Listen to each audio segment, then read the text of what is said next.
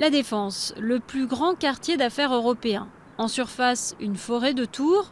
En sous-sol, une ville sous la ville, parking, métro, autoroute, mais aussi du vide. 45 000 m² d'espace dit résiduel. On arrive dans les volumes résiduels et on va commencer par la cathédrale engloutie.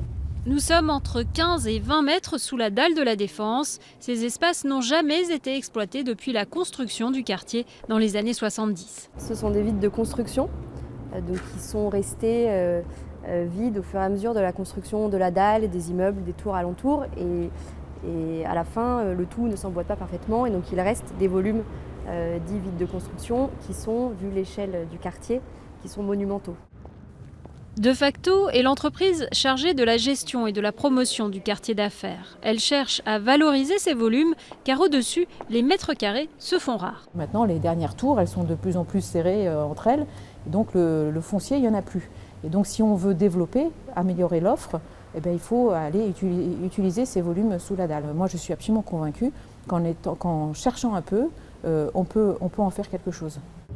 Alors pourquoi pas un lounge bar ici, dans l'ancien atelier de Raymond Moretti, auteur de cette œuvre surnommée Le Monstre, ou un restaurant, moitié sur, moitié sous la dalle, dans cet autre espace.